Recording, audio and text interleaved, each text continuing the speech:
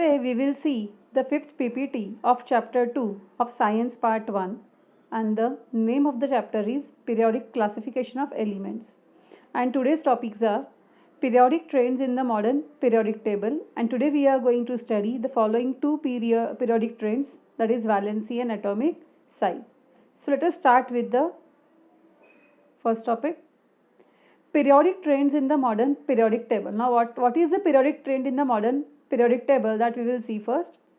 When the properties of elements in a periodic or a group in a period or a group of the modern periodic table are compared, certain regularities observed in their variations. म्हणजे जेव्हा केव्हा आपण modern periodic टेबलचा अभ्यास करतो, तर हा modern periodic टेबलचा अभ्यास करत असताना त्यात जे एलिमेंट्स मांडले गेलेले आहेत, मग ते पिरियड्समध्ये असतील, ग्रुप्समध्ये असतील, त्यांच्या प्रॉपर्टीजमध्ये काहीतरी आपल्याला व्हेरिएशन आढळतं. आणि हे व्हेरिएशन त्यामध्ये काहीतरी एक प्रकारची रेग्युलरिटी आहे, काहीतरी एक प्रकारची नियमितता आहे, किंवा त्यामध्ये काहीतरी एक पर्टिक्युलर नियम, काहीतरी पर्टिक्युलर लॉ फॉलो केला गेलेला आहे. It is called the periodic trends in the modern periodic table. मग हा जो काही लॉ फॉलो केला गेलेला आहे, किंवा हे जे काही तुम्हाला एक नियमितता आढळते, जे काही ट्रेंड्स तुम्हाला आढळतात त्या पिरियडिक टेबलच्या एलिमेंट्समध्ये जे प्रॉपर्टीज चेंज होतात, त्यात तुम्हाला हे जे काही सगळं आढळतं, यालाच काय म्हणायचं? It is called as the periodic trend in the modern periodic table. We are going to study following periodic trends. मग आपल्याला खालील नियमांचा किंवा खालील ट्रेंड्सचा आपल्याला अभ्यास करायचा आहे. Valency, atomic size and metallic and non metallic character. तर ह्या PPTमध्ये आपण फक्त व्हॅलेन्सी आणि ॲटॉमिक साईज या दोनच ट्रेंड्सचा अभ्यास इन डिटेल करणार आहोत. So let us start with the valency. Valency. What is valency now? The valency of an element is determined by the number of electrons present in the outermost shell of its atoms, that is valence electrons. म्हणजे जर तुम्हाला एखाद्या ॲटमची, एखाद्या एलिमेंटच्या ॲटमची तुम्हाला जर valency काढायची असेल, तर तुम्ही काय करता? त्याच्या आउटरमोस्ट शेलमध्ये किती इलेक्ट्रॉन्स आहेत हे तुम्ही बघता. म्हणजे व्हॅलेन्स इलेक्ट्रॉन्स किती आहेत हे तुम्ही बघता. मग तुम्ही जर पहिला ॲटम बघितला, पहिल्या चित्रातला सोडियमचा ॲटम आहे Na, त्याच्या आउटरमोस्ट शेलमध्ये एकच इलेक्ट्रॉन आहे. मग त्याचे व्हॅलेन्स इलेक्ट्रॉन्स किती आहेत? 1 आहेत. आणि तुम्ही जर क्लोरीन बघितला, दुसरा चित्र, तर Cl क्लोरीनच्या आउटरमोस्ट शेलमध्ये किती इलेक्ट्रॉन्स आहेत? 1 2 3 4 5 6 7 इलेक्ट्रॉन्स आहेत आउटरमोस्ट शेलमध्ये क्लोरीनच्या. बरोबर आहे. म्हणजे sodium has 1 electron in its outermost shell and chlorine has 7 electrons in it outermost shell. म्हणजे हे आपण बघितले व्हॅलेन्स इलेक्ट्रॉन्स. आता आपण बघूयात व्हॅलेन्सी म्हणजे काय. बघा, valency of an element is the number of electrons given or taken by an atom of an element to complete its duplet or octet. मग मगाशी जे आपण सोडियम आणि क्लोरीनचं चित्र बघितलं, ते पुन्हा इथं आपण घेतलेलं आहे. तर तुम्ही जर पहिलं चित्र बघितलं, म्हणजे पहिली फिगर बघितली त्या चित्रातली, तर सोडियम Na जो आहे, त्याच्या आउटरमोस्ट शेलमध्ये एकच इलेक्ट्रॉन आहे. म्हणजे जर त्याला त्याचं ऑक्टेट किंवा डुप्लेट पूर्ण करायचं असेल, तर त्याला काय करावं लागेल? त्याला आयदर 7 इलेक्ट्रॉन्स घ्यावे लागतील किंवा 1 इलेक्ट्रॉन द्यावा लागेल. बरोबर आहे की नाही? मग त्याला 7 इलेक्ट्रॉन्स घेणं सोपं आहे का 1 इलेक्ट्रॉन देणं सोपं आहे? तर साहजिक आहे, it is easier for him to give 1 electron rather than taking 7 electrons. म्हणजे सोडियमसाठी 7 इलेक्ट्रॉन घेण्यापेक्षा 1 इलेक्ट्रॉन देणं जास्त सोपं आहे. लक्षात ठेवा, 7 इलेक्ट्रॉन घेण्यासाठी जेवढी एनर्जी लागणार आहे, त्याच्यापेक्षा खूप कमी एनर्जी लागणार आहे 1 इलेक्ट्रॉन देण्यासाठी. म्हणून तो काय पसंत करतो? तो 1 इलेक्ट्रॉन देणं पसंत करतो. He always prefer to give 1 electron. म्हणून त्याने त्याचं ऑक्टेट पूर्ण करण्याकरता काय केलं? 1 इलेक्ट्रॉन देऊन टाकला. 1 इलेक्ट्रॉन दिल्यामुळे काय झालं? त्याची व्हॅलेन्सी आली 1. कारण आपण मगाशी व्हॅलेन्सीची डेफिनेशन बघितली. Valency of an element is the number of electrons given or taken by an atom of an element to complete its duplet or octet. लक्षात ठेवा, कोणताही ॲटम असू दे, त्याची एकच इच्छा असते की माझं जी लास्ट शेल आहे त्यातलं डुप्लेट किंवा ऑक्टेट पूर्ण पाहिजे. मग ते मी कसंही करेल, त्यातले इलेक्ट्रॉन मी देऊन तरी टाकेल किंवा त्यात मी अजून ॲडिशनल इलेक्ट्रॉन ॲड तरी करेल, काही करेल मी, पण मला ते ऑक्टेट पूर्ण करायचे किंवा डुप्लेट पूर्ण करायचे. मग सोडियमला काय जास्त सोयीस्कर, तर 1 इलेक्ट्रॉन देऊन टाकलं. आणि तो 1 इलेक्ट्रॉन देऊन टाकल्यावर त्याची बाहेरची जी शेल आहे ती गायबच होऊन जाते, ती राहतच नाही. आणि ती गेल्यामुळे फक्त 2 शेल आता उरलेले आहेत. पहिली आणि दुसरी ह्या 2च शेल उरतात. म्हणजे तो निऑन सारखं त्याचं इलेक्ट्रॉनिक कॉन्फिगरेशन दिसायला लागतं. पण तेच तुम्ही जर क्लोरीनचा विचार केला, Cl दुसरी आकृती त्यातलीच, तर त्याच्या आउटरमोस्ट शेलमध्ये 7 इलेक्ट्रॉन्स आहेत. आणि त्याला त्याचं ऑक्टेट पूर्ण करायला एकच इलेक्ट्रॉन हवा आहे. मग त्याला 7 इलेक्ट्रॉन देणं सोपं आहे का 1 इलेक्ट्रॉन घेणं सोपं आहे? तर साहजिक आहे त्याला 1 इलेक्ट्रॉन घेणं सोपं आहे. आणि ज्या वेळेला तो 1 इलेक्ट्रॉन घेतो कुणाकडून तरी, जसं की सोडियम त्याला देऊ शकतो, तर त्याचं काय होतं, जी आउटरमोस्ट शेल आहे ज्यात 7 इलेक्ट्रॉन होते ते आता किती झाले, ते 8 झाले. मग त्याचंही ऑक्टेट पूर्ण झालं आउटरमोस्ट शेलमधलं आणि त्याचं जे इलेक्ट्रॉनिक कॉन्फिगरेशन आहे आता ते आर्गॉनप्रमाणे झालेलं आहे. So this is why valency of chlorine is also 1. म्हणून क्लोरीनची पण व्हॅलेन्सी काय आहे 1, कारण तो त्याचं ऑक्टेट पूर्ण करण्याकरता 1 इलेक्ट्रॉन घेतो, तर सोडियम त्याचं ऑक्टेट पूर्ण करण्याकरता 1 इलेक्ट्रॉन देतो. So valency of sodium and valency of chlorine, the valency is 1. लक्षात ठेवा, व्हॅलेन्सी ही नेहमी 0 पासून 4 पर्यंत असू शकते, त्यापेक्षा जास्त नाही. व्हॅलेन्सी ही 0, 1, 2, 3, 4 अशीच असू शकते, यापेक्षा कधीही व्हॅलेन्सी मोठी नसते, हे लक्षात ठेवा. सो त्यांनी प्रश्न असा विचारला होता, what is the relationship between the electronic configuration of an element and its valency. मग सगळ्यात पहिले आपण व्हॅलेन्सीची डेफिनेशन लिहिली आणि मग आपण एक्सप्लेनेशन दिलं की sodium has 1 electron in its outermost shell. So it is easier for sodium to give 1 electron rather than taking 7 electrons from any other atom. Hence valency of sodium is 1. Chlorine has 7 electrons in its outermost shell. So it is easier for chlorine to take 1 electron rather than giving 7 electrons from any other atom. Hence valency of chlorine is 1. त्याचं स्पष्टीकरण मी तुम्हाला already दिलेलं आहे. म्हणजे electronic configuration आपल्याला हे सांगतं की आउटरमोस्ट शेलमध्ये किती इलेक्ट्रॉन्स आहेत आणि मग आउटरमोस्ट शेलमध्ये किती इलेक्ट्रॉन्स आहेत त्याच्यावरून किती इलेक्ट्रॉन द्यावे किंवा घ्यावे लागणार आहेत याच्यावरून आपण त्या एलिमेंटची किंवा त्या एलिमेंटच्या ॲटमची व्हॅलेन्सी ठरवू शकतो. So this is about valency. आता पुढे बघूया. पुढचा क्वेश्चन, हे सगळे तुमच्या टेक्स्टबुकमधलेच क्वेश्चन्स आपण इथे घेतलेले आहेत. हे ॲक्टिव्हिटी बेस्ड क्वेश्चन्स आहेत जे तुम्हाला परीक्षेला विचारले जाऊ शकतात. The atomic number of beryllium is 4. बेरिलियमचा ॲटॉमिक नंबर काय आहे 4. That of oxygen is 8. ऑक्सिजनचा ॲटॉमिक नंबर काय आहे 8. याचा अर्थ बेरिलियमकडे 4 इलेक्ट्रॉन्स आहेत, ऑक्सिजनकडे 8 इलेक्ट्रॉन्स आहेत. Write down the electronic configuration of the 2 and deduce their valency from the same. तर मी मुद्दाम काय केलं आहे, खाली 2 फिगर्स दाखवले आहेत. बेरिलियमचा काय आहे ॲटॉमिक नंबर 4, म्हणजे त्याच्याकडे 4 इलेक्ट्रॉन्स आहेत, राईट.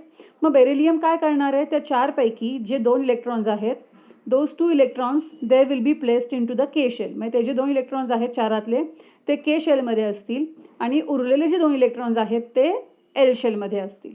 म्हणजे बघा, बेरिलियमच्या के शेलमध्ये 2 इलेक्ट्रॉन्स आणि एल शेलमध्ये 2 इलेक्ट्रॉन्स.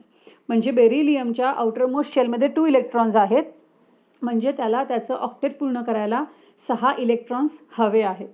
तेच ऑक्सिजन बघा, ऑक्सिजनचा ॲटॉमिक नंबर काय आहे 8, राईट. त्याच्या के शेलमध्ये 2 इलेक्ट्रॉन्स आहेत फर्स्ट शेलमध्ये, कारण त्याची कॅपॅसिटी तेवढीच आहे. आणि दुसरी शेल जी आहे एल शेल, त्यात 8तून 2 गेले किती उरले 6 इलेक्ट्रॉन्स त्याच्या एल शेलमध्ये आहेत. म्हणजे एल शेलची कॅपॅसिटी 8 आहे पण त्याच्याकडे 6 इलेक्ट्रॉन आहेत, म्हणजे त्याच्याकडे पण काय आहेत 2 इलेक्ट्रॉन कमी आहेत ऑक्टेट पूर्ण होण्यासाठी.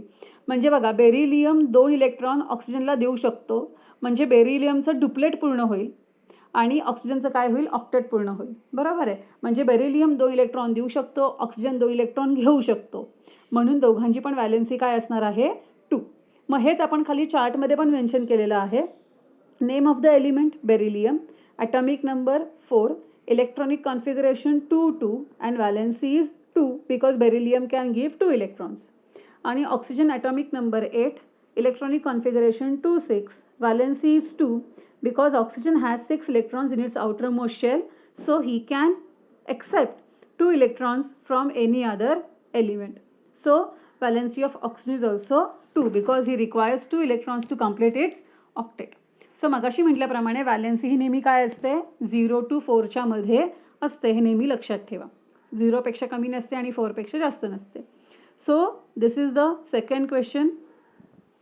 नाव नेक्स्ट क्वेश्चन.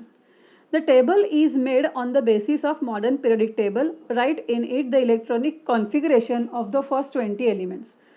आपण ऑलरेडी फर्स्ट 20 नाही पण पहिल्या 18 एलिमेंट्सचा आपण सिम्बॉल, त्यांचा ॲटॉमिक नंबर आणि इलेक्ट्रॉनिक कॉन्फिगरेशन लिहिलेलं आहे below the symbol of the first 20 elements below the symbol and write the valency. आपल्याला प्रत्येक एलिमेंटची काय लिहायची आहे व्हॅलेन्सी पण लिहायची. तर पिरियड 1 आपण घेतला, म्हणजे पहिली आडवी ओळ पिरियडिक टेबलमधली, त्यात 2च एलिमेंट्स आहेत. आपण हे पण शिकलो होतो की पिरियॉडिक टेबलच्या फर्स्ट पिरियडमध्ये फक्त 2 एलिमेंट्स आहेत, ते आहेत हायड्रोजन आणि हेलियम. हायड्रोजनचा ॲटॉमिक नंबर आहे 1, त्याचं कॉन्फिगरेशन आहे 1. हेलियमचा ॲटॉमिक नंबर आहे 2, त्याचं कॉन्फिगरेशन आहे 2. मग हायड्रोजनची जी फर्स्ट शेल आहे के शेल, त्यात एकच इलेक्ट्रॉन आहे, त्यात आणखीन एक इलेक्ट्रॉन बसू शकतो आणि तो एक इलेक्ट्रॉन घेऊही शकतो किंवा त्याच्यातला तो एक इलेक्ट्रॉन कोणाला देऊही शकतो, म्हणून त्याची व्हॅलेन्सी काय आहे 1. वेअर ॲज हेलियमच्या फर्स्ट शेलमध्ये के शेलमध्ये ऑलरेडी 2 इलेक्ट्रॉन्स आहेत, तिथे आणखीन इलेक्ट्रॉन्स बसायला अजिबात जागा नाही आहे, म्हणून त्याची व्हॅलेन्सी काय आहे 0, कारण त्याचं डुप्लेट ऑलरेडी काय झालेलं आहे, पूर्ण झालेलं आहे. तेच तुम्ही जर पिरियड 2 बघितला, हिरवी लाईन, तर पिरियड 2 मध्ये टोटल 8 एलिमेंट्स आहेत, बरोबर आहे. Lithium, beryllium, boron, carbon, nitrogen, oxygen, fluorine आणि निऑन. लिथियमचा ॲटॉमिक नंबर आहे 3, बेरिलियमचा आहे 4, बोरॉनचा आहे 5, कार्बनचा आहे 6, नायट्रोजन 7, ऑक्सिजन 8, फ्लोरीन 9, निऑन 10. मग आपण त्यांचं इलेक्ट्रॉनिक कॉन्फिगरेशन पण लिहिलेलं आहे. Lithium 2,1, beryllium 2,2, boron 2,3, carbon 2,4, nitrogen 2,5, oxygen 2,6, fluorine 2,7 आणि निऑन 2,8. आपण त्यांचं काय लिहिलं, इलेक्ट्रॉनिक कॉन्फिगरेशन. आता लिथियम जर बघितला तर लिथियमच्या आउटरमोस्ट शेलमध्ये एकच इलेक्ट्रॉन आहे, तो एक इलेक्ट्रॉन कोणालाही देऊ शकतो, म्हणून त्याची व्हॅलेन्सी काय आहे 1. बेरिलियमच्या आउटरमोस्ट शेलमध्ये 2 इलेक्ट्रॉन्स आहेत, मग तो 2 इलेक्ट्रॉन्स कोणालाही देऊ शकतो, त्याचा ऑक्टेट पूर्ण करण्यासाठी, डुप्लेट पूर्ण करण्यासाठी रादर, सो त्याची व्हॅलेन्सी आहे 2. बोरॉनच्या आउटरमोस्ट शेलमध्ये 3 इलेक्ट्रॉन्स आहेत, मग त्याला 5 इलेक्ट्रॉन घेण्यापेक्षा 3 इलेक्ट्रॉन देणं जास्त सोपं आहे, म्हणून त्याची पण व्हॅलेन्सी आहे 3. कार्बनची जी व्हॅलेन्सी आहे ती 4 आहे, कारण त्याच्या आउटरमोस्ट शेलमध्ये 4 इलेक्ट्रॉन्स आहेत. आता इथून पुढे बघा, नायट्रोजनच्या आउटरमोस्ट शेलमध्ये 5 इलेक्ट्रॉन्स आहेत. 5 इलेक्ट्रॉन्स आहेत म्हणजे त्याला 5 इलेक्ट्रॉन देण्यापेक्षा 3 इलेक्ट्रॉन घेणं सोपं आहे, म्हणून त्याची व्हॅलेन्सी आहे 3. ऑक्सिजनच्या आउटरमोस्ट शेलमध्ये 6 इलेक्ट्रॉन्स आहेत, मग 6 इलेक्ट्रॉन देण्यापेक्षा 2 इलेक्ट्रॉन त्याला घेणं सोपं आहे, म्हणून त्याची व्हॅलेन्सी आहे 2. आणि फ्लोरीन त्याच्या आउटरमोस्ट शेलमध्ये 7 इलेक्ट्रॉन्स आहेत, मग हे 7 इलेक्ट्रॉन्स देण्यापेक्षा त्याला 1 इलेक्ट्रॉन घेणं जास्त सोपं आहे, म्हणून त्याची व्हॅलेन्सी आहे 1. आणि निऑन लास्ट, त्याच्या आउटरमोस्ट शेलमध्ये ऑलरेडी 8 इलेक्ट्रॉन्स आहेत, म्हणजे त्याचं ऑक्टेट पूर्ण आहे, त्याला काही इलेक्ट्रॉन देण्याची किंवा घेण्याची आवश्यकता नाही आहे, म्हणून त्याची व्हॅलेन्सी आहे 0. सो अशा प्रकारे तुम्ही जर पिरियडमध्ये लेफ्टकडून राईटकडे जर सरकत गेलात, म्हणजे लिथियमपासून निऑनपर्यंत तुम्ही जर असे आडवे गेलात, तर व्हॅलेन्सी बघा 1 2 3 4 अशी पहिले वाढत गेली आणि मग परत 4 3 2 1 0 अशी कमी होत गेली. म्हणजे as you move from left to right in a period, the valency goes on increasing from 1 to 4 and then it starts decreasing from 4 to 0. आता पिरियड नंबर 3 बघा. पिरियड नंबर 3 म्हणजे 3 शेल्स असणार आहेत, 3 शेल्स असणार आहेत. मग त्यामधले एलिमेंट्स पण 8 आहेत, sodium, magnesium, aluminium, silicon, phosphorus, sulphur, chlorine आणि ऑर्गॉन. पैकी सोडियमचा ॲटॉमिक नंबर आहे 11, मॅग्नेशियमचा ॲटॉमिक नंबर आहे 12, ॲल्युमिनियमचा ॲटॉमिक नंबर आहे 13, सिलिकॉनचा ॲटॉमिक नंबर आहे 14, फॉस्फरसचा ॲटॉमिक नंबर आहे 15, सल्फरचा 16, क्लोरीनचा 17, ऑर्गॉनचा 18. आणि मग आपण त्यांचं इलेक्ट्रॉनिक कॉन्फिगरेशन पण लिहिलेलं आहे. सोडियमचं 281, magnesium 282, aluminium 283, silicon 284, phosphorus 285, sulphur 286, chlorine 287, argon 288. म्हणजे हे झालं त्याचं इलेक्ट्रॉनिक कॉन्फिगरेशन. आता आपण त्यांच्या व्हॅलेन्सीज चेक करूयात. बघा, सोडियमच्या पहिल्या 2 शेल्स, सोडियमपासून आर्गॉनपर्यंत सगळ्यांच्या पहिल्या 2 शेल्स कम्प्लिटली फिल्ड आहेत, 28 28 28, म्हणजे सगळ्या कम्प्लिटली फिल्ड आहेत. मग आपण जर नीट चेक केलं तर सोडियमच्या आउटरमोस्ट शेलमध्ये एकच इलेक्ट्रॉन, आणि मगाशी आपण बघितलं की त्याला त्याचं ऑक्टेट पूर्ण करायचं असेल तर त्याला 1 इलेक्ट्रॉन देणं जास्त सोपं आहे 7 इलेक्ट्रॉन घेण्यापेक्षा. मग तो 1 इलेक्ट्रॉन देणार आहे, सो त्याची व्हॅलेन्सी आहे 1. मॅग्नेशियमच्या आउटरमोस्ट शेलमध्ये 2 इलेक्ट्रॉन्स आहेत, म्हणून त्याला 2 इलेक्ट्रॉन हे देणं जास्त सोपं आहे 6 इलेक्ट्रॉन घेण्यापेक्षा, कारण त्याला त्याचं ऑक्टेट पूर्ण करायचं असेल त्याच्याकडे 2च ऑप्शन आहेत. त्याने 2 इलेक्ट्रॉन कोणतरी देऊन टाकावेत किंवा कोणाकडून तरी त्यांनी 6 इलेक्ट्रॉन घ्यावेत. मग त्याला 2 इलेक्ट्रॉन देणं हे जास्त सोपं आहे, म्हणून त्याची व्हॅलेन्सी आहे 2. ॲल्युमिनियमच्या आउटरमोस्ट शेलमध्ये 3 इलेक्ट्रॉन्स आहेत, मग हे 3 इलेक्ट्रॉन्स त्याला देणं जास्त सोपं आहे इन्स्टेड ऑफ टेकिंग 5 इलेक्ट्रॉन्स, म्हणून त्याची व्हॅलेन्सी आहे 3. नंतर सिलिकॉनच्या आउटरमोस्ट शेलमध्ये 4 इलेक्ट्रॉन्स आहेत, मग त्याला 4 इलेक्ट्रॉन्स देणं आणि घेणं दोन्ही सोपं आहे, म्हणून त्याची व्हॅलेन्सी आहे 4. आता पुढे बघा, व्हॅलेन्सी कमी कमी होत चाललेली आहे. का? कारण फॉस्फरसच्या आउटरमोस्ट शेलमध्ये 5 इलेक्ट्रॉन्स आहेत, मग हे 5 इलेक्ट्रॉन्स त्याला देण्यापेक्षा 3 इलेक्ट्रॉन्स ऑक्टेट पूर्ण करण्यासाठी त्याला जे 3 इलेक्ट्रॉन्स आहेत लागणार आहेत ते घेणं जास्त सोपं आहे, म्हणून त्याची व्हॅलेन्सी आहे 3. Same in case of sulphur, outermost शेलमध्ये 6 इलेक्ट्रॉन्स आहेत म्हणून व्हॅलेन्सी आहे 2. क्लोरीनच्या आउटरमोस्ट शेलमध्ये 7 इलेक्ट्रॉन्स आहेत म्हणून त्याची व्हॅलेन्सी आहे 1, कारण त्याला 7 इलेक्ट्रॉन्स देण्यापेक्षा 1 इलेक्ट्रॉन घेणं जास्त सोपं आहे. आणि ऑर्गॉनची outermost shell already completely filled आहे, 8 इलेक्ट्रॉन्स त्यामध्ये ऑलरेडी आहेत म्हणून त्याची व्हॅलेन्सी किती आहे 0. सो अशा प्रकारे ही जी व्हॅलेन्सी आहे ती 1 पासून 4 पर्यंत आधी वाढत गेलेली आहे फ्रॉम लेफ्ट टू राईट, आणि मग 4 पासून 0 पर्यंत ती काय होत गेलेली, कमी कमी होत गेलेली आहे. So this is about the valency in a period. म्हणजे आपल्याला काय कळलं की valency goes on increasing from 1 to 4, or as you move from left to right in a period, valency goes on increasing from 1 to 4 and then goes on decreasing from 4 to 0. आता जाऊयात पुढच्या क्वेश्चनकडे. आता पुढे, what is the periodic trend in the variation of a valency while going from left to right within a period? Explain your answer with the reference to period 2 and 3. तर आपण हे already मागच्याच स्लाइडमध्ये सगळं अभ्यासलेलं आहे, पुन्हा मी ते सगळं नाही एक्सप्लेन करणार आहे कारण तेच गोष्टी पुन्हा इथे रिपीट होत आहेत. फक्त आपण उत्तर वाचूयात. As we move along the period from left to right, valency goes on increasing from 1 to 4 and then again starts decreasing from 0 to 4. हे आपण मगाशीच पाहिलेलं आहे की ती कशी वाढत जाते आणि मग कशी कमी होत जाते. कारण पहिल्या स्टार्टिंगला जे एलिमेंट्स आहेत ते इलेक्ट्रॉन्स देणारे आहेत आणि नंतरचे जे एलिमेंट्स आहेत ते इलेक्ट्रॉन्स घेणारे आहेत. त्यामुळं कोणताही ॲटम हा मॅक्झिमम 4 इलेक्ट्रॉन्स देऊ शकतो आणि 4 इलेक्ट्रॉन्स घेऊ शकतो. त्याच्यामुळं व्हॅलेन्सी ही नेहमी 1 to 4च्या मध्येच असते. आता जाऊयात पुढच्या स्लाईडकडे. आता मगाशी जी आपण व्हॅलेन्सी अभ्यासली ती व्हॅलेन्सी आपण अभ्यासली पिरियड्समध्ये म्हणजे आडव्या ओळींमध्ये. आता पिरियॉडिक टेबलमधले जे उभे स्तंभ आहेत, व्हर्टिकल कॉलम्स आहेत ज्यांना आपण ग्रुप्स म्हणतो, त्याच्यामध्ये व्हॅलेन्सीची कसा अभ्यास करायचा, कसं स्टडी करायचा व्हॅलेन्सीचं ते आता आपण बघूया. What is the periodic trend in the variation while going down a group? Explain your answer with reference to group 1, group 2 and group 18. तर खाली जो पिंक टेबल आहे तो ग्रुप 1 आहे, जो ग्रीन टेबल आहे तो ग्रुप 2 आहे आणि जो ब्लू टेबल आहे तो ग्रुप 18 आहे.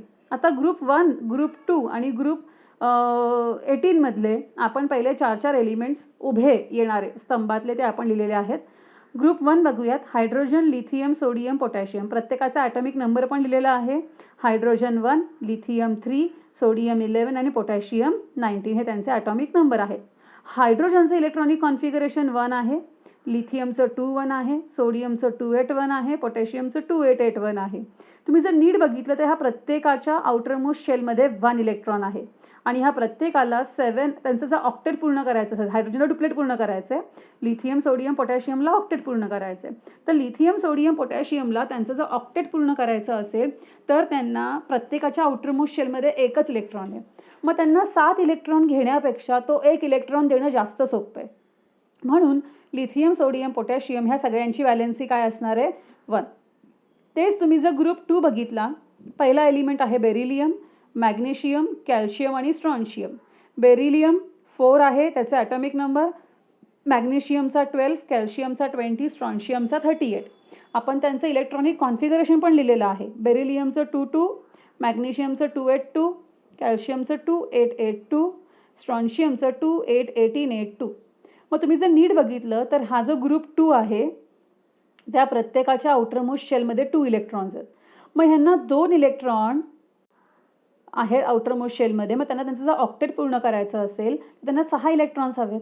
मग 6 इलेक्ट्रॉन्स घेण्यापेक्षा ते काय प्रेफर करतात की आम्ही 2 इलेक्ट्रॉन कोणातरी देऊन टाकतो. आणि मग अशा केसमध्ये ह्या प्रत्येकाची व्हॅलेन्सी काय आहे 2. म्हणजे बघा ग्रुप 1 मध्ये जेवढे एलिमेंट्स आहेत सगळ्यांची व्हॅलेन्सी 1, ग्रुप 2 मध्ये जेवढे एलिमेंट्स आहेत सगळ्यांची व्हॅलेन्सी 2. आणि तेच तुम्ही जर शेवटचा ब्लू बॉक्स बघितला ग्रुप 18 ज्याच्यामधले एलिमेंट्स आहेत हेलियम, निऑन, ऑर्गॉन आणि क्रिप्टॉन. Atomic number 2, 10, 18, 36. तर ह्या प्रत्येकाचं इलेक्ट्रॉनिक कॉन्फिगरेशन बघा. हेलियमचं 2, निऑनचं 2-8, ऑर्गॉनचं 2-8-8, क्रिप्टॉनचं 2-8-18-8. मग ह्या प्रत्येक एलिमेंटच्या आउटरमोस्ट शेलमध्ये 2 किंवा 8 इलेक्ट्रॉन्स ऑलरेडी आहेत. हेलियमचं डुप्लेट पूर्ण आहे, निऑन, ऑर्गॉन, क्रिप्टॉन ह्या सगळ्यांचं ऑक्टेट पूर्ण आहे कारण प्रत्येकाच्या आउटरमोस्ट शेलमध्ये 8 इलेक्ट्रॉन्स आहेत. म्हटल्यावर ह्यांचं ऑलरेडी डुप्लेट आणि ऑक्टेट पूर्ण आहे म्हणजे ह्यांना कुणालाही इलेक्ट्रॉन द्यायची गरजही नाही आणि कुणाची इलेक्ट्रॉन घ्यायची गरजही नाही आहे. म्हणून ह्यांची व्हॅलेन्सी काय असणार आहे 0. आय थिंक सो की तुम्हाला व्हॅलेन्सी ही कन्सेप्ट आतापर्यंत कळली असेल की एखाद्या एलिमेंटला, एखाद्या ॲटमला जर आपलं डुप्लेट किंवा ऑक्टेट पूर्ण करायचं असेल तर त्याने किती इलेक्ट्रॉन दुसऱ्याला दिले किंवा त्याने किती इलेक्ट्रॉन दुसऱ्याकडून घेतले याला आपण काय म्हणतो, व्हॅलेन्सी असं म्हणतो. आता आपण ह्याच्यावरून काय निष्कर्ष काढला ह्या आत्ताच्या स्लाईडवरून, ग्रुपसाठी ग्रुप कोणताही असू देत त्या ग्रुपमध्ये जेवढे एलिमेंट्स आहेत सगळ्यांची व्हॅलेन्सी सेम असते. म्हणजे ग्रुप 1ची व्हॅलेन्सी 1 आहे, ग्रुप 2ची व्हॅलेन्सी 2 आहे आणि ग्रुप 18ची व्हॅलेन्सी काय आहे, 0 आहे. So for group 1 valence electrons of all the elements of group 1 is 1. Therefore valency of all the elements of group 1 is 1. For group 2 valence electrons of all the elements of group 2 is 2. Therefore, valency of all the elements of group 2 is 2. Right? For group 18 or 0, valence electrons of all the elements of group 18 is 8. Therefore, valency of all the elements of group 18 or 0 is 0. So अशा पद्धतीने पिरियडमध्ये valency ही आधी वाढत जाते 1 पासून 4 पर्यंत आणि मग 4 पासून 0 पर्यंत ती कमी कमी होत जाते. पण ग्रुपमध्ये मात्र व्हॅलेन्सी तीच राहते. कोणत्याही ग्रुपची व्हॅलेन्सी ही सेम असते. त्या ग्रुपमध्ये जेवढे एलिमेंट्स आहेत सगळ्यांची व्हॅलेन्सी सेम असते. ओके, सो अशा प्रकारे आपण व्हॅलेन्सी बघितली in group and in periods. आता आपण पुढे जाऊयात ॲटॉमिक साईजकडे. ना what is a atomic size? समजा ॲटम तुमच्या दृष्टीतून कसा आहे, तर I want to clear one thing की ॲटम हा एखाद्या बॉलसारखा असतो. आपण काढताना तो बांगडीसारखा काढतो, पण ॲक्च्युअली ॲटम हा कसा आहे, 3 डायमेन्शनल आहे. It's like a ball. मग तुम्हाला जर एखाद्या बॉलचा साईज काढायचा असेल तुम्ही काय करणार, तुम्ही त्या बॉलची रेडियस मोजणार. त्याचप्रमाणे तुम्हाला जर ॲटमचा साईज काढायचा असेल तर तुम्हाला त्या ॲटमची रेडियस मोजावी लागते. मग ॲटमची रेडियस कशी मोजायची, तर ॲटमचा जो न्यूक्लियस आहे त्याला सेंटर मानायचं आणि आउटरमोस्ट शेल याला त्याचा सर्कम्फरन्स मानायचा. मग तो न्यूक्लियस आणि आउटरमोस्ट शेल यातलं जे अंतर आहे त्याला आपण काय म्हणतो, ॲटॉमिक साईज असे म्हणतो. म्हणजे तुम्ही जर ही आकृती बघितली तर ह्या आकृतीमध्ये हा जो काही रेड कलरचा ॲरो आहे, हा रेड कलरचा जो ॲरो आहे तो रेड कलरचा ॲरो म्हणजे काय आहे, त्या ॲटमची रेडियस आहे. मग आपण ज्या वेळेला सर्कल काढतो तर सर्कल काढताना आपण काय करतो, सर्कल काढताना आपण जी रेडियस आहे ती आपण सेंटीमीटरमध्ये, मीटरमध्ये अशी मोजतो, बरोबर आहे की नाही. पण ॲटम हा इतका छोटा आहे की अगदी आपल्या सुईच्या टोकावर सुद्धा लाखो ॲटम्स असतात. इतका लहान आहे की त्याची रेडियस मोजण्याकरता सेंटीमीटर, मीटर ही युनिट्स वापरून चालत नाही. त्याच्यासाठी पिकोमीटर हे युनिट वापरावं लागतं. बघा, the size of an atom is indicated by its radius. Atomic radius is the distance between the nucleus of the atom and its outermost shell. ही definition आहे ॲटॉमिक रेडियसची, जी आपली पाठ असली पाहिजे, जी महत्त्वाची आहे.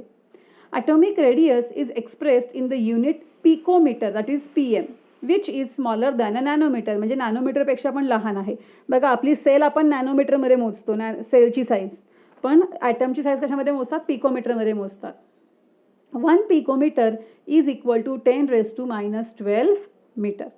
सो आता आपण ॲटॉमिक साईज कशी व्हॅरी होते ते पण आपण पाहणार आहोत. आता आपण तुमच्याच टेक्स्टबुकमधला क्वेश्चन घेतलेला आहे.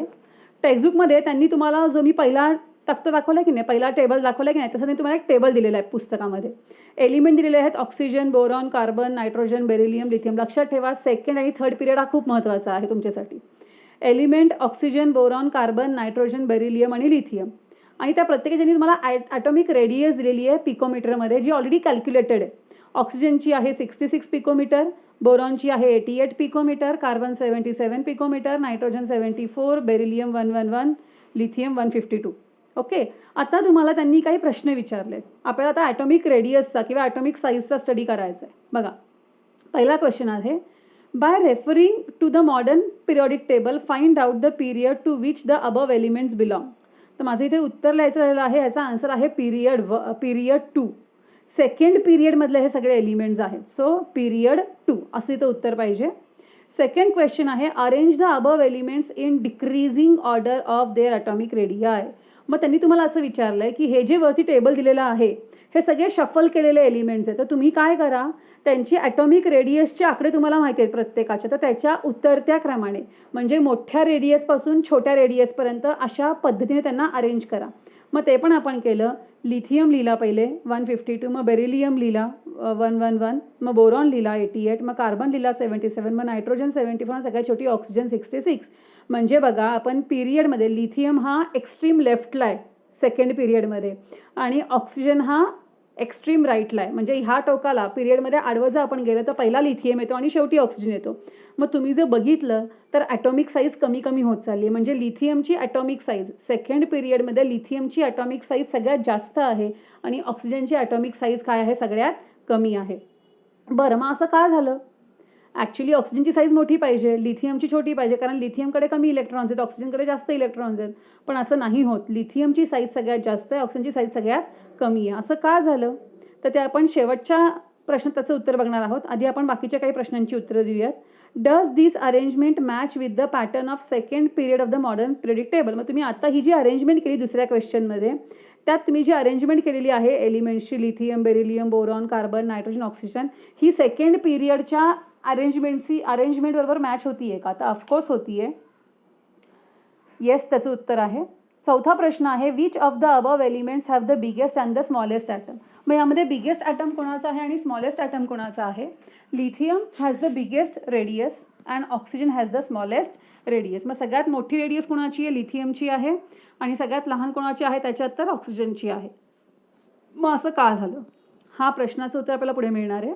What is the periodic trend observed in the variation of atomic radius while going from left to right within a period? मग जेव्हा तुम्ही पिरियडमध्ये लेफ्टकडून राईटकडे जाता त्यावेळेला तुम्हाला काय पिरियॉडिक ट्रेंड आढळला? तर तुम्हाला काय आढळलं? साईज कमी कमी होती आहे, रेडियस कमी कमी होती आहे, ॲटॉमिक साईज कमी कमी होत चाललेली आहे. असं का होतं? तर याचं बेसिक रिझन असं आहे बघा. Atomic radius goes on decreasing while going from left to right within a period. This is because while going from left to right within a period, the atomic number increases by 1. बरोबर आहे. म्हणजे लिथियमचा atomic number 3 आहे, बेरिलियमचा 4 आहे, बोरॉनचा 4 आहे, कार्बनचा 5 आहे, nitrogen 6 आणि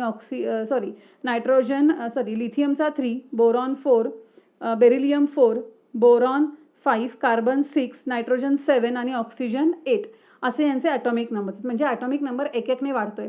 atomic number एक एकने वाढतोय याचा अर्थ काय होतोय की एक एक इलेक्ट्रॉन वाढतोय आणि एक एक प्रोटॉन पण वाढतोय.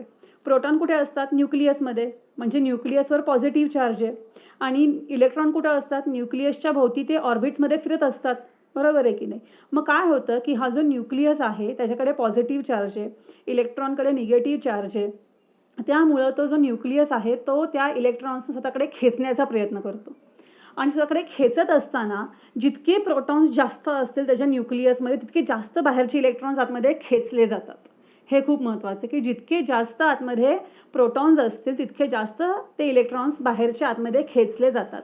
मग सगळ्यात जास्त प्रोटॉन कुणाकडे आहेत? या आडव्या लाईनीमध्ये सगळ्यात जास्त प्रोटॉन ऑक्सिजनकडे आहेत. आणि म्हणून त्याच्या आउटरमोस्ट शेलमधले इलेक्ट्रॉन्स हे जास्तीत जास्त आतमध्ये खेचले गेलेले आहेत. आणि त्यामुळं ती शेलच आतमध्ये खेचली गेलेली आणि ती शेल आतमध्ये खेचल्या गेल्यामुळं काय झालेलं आहे? त्याची साईज छोटी झालेली आहे. So it's very simple to understand. आणि ह्या संदर्भातलाच एक व्हिडिओ आपण शेवटी पाहणार सुद्धा आहोत. Meaning the positive charge on the nucleus increases by 1 unit at a time. However, the additional electron gets added to the same outermost shell. Due to the increased nuclear charge, the electrons are pulled towards the nucleus to greater extent and thereby the size of the atom decreases. म्हणजे जितके जास्त proton वाढतील तितका जास्त positive charge न्यूक्लियसवरचा वाढणार आहे, तितके जास्त प्रमाणामध्ये आउटरमोस्ट शेलमधले इलेक्ट्रॉन्स हे आतमध्ये खेचले जाणार आहेत आणि तितकीच ती शेल आतमध्ये खेचले गेल्यामुळं ती ॲटॉमिक साईज तितकीच कमी होणार आहे. सो अशा पद्धतीने आपण हे बघितलं. तुम्हाला हे गिव्ह रिझनला परीक्षेला येऊ शकतं की while going from left to right in a period the atomic size decreases. Give reason असं तुम्हाला येऊ शकतं. तर हा पूर्ण पॅराग्राफ त्याचं काय आहे? उत्तर आहे.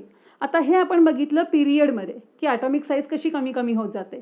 आता आपण बघणार आहोत ग्रुपमध्ये, म्हणजे जे व्हर्टिकल कॉलम्स आहेत पिरियडिक टेबलमधले त्यात आपण पाहूयात की ॲटॉमिक साईजचा काय फरक पडतो.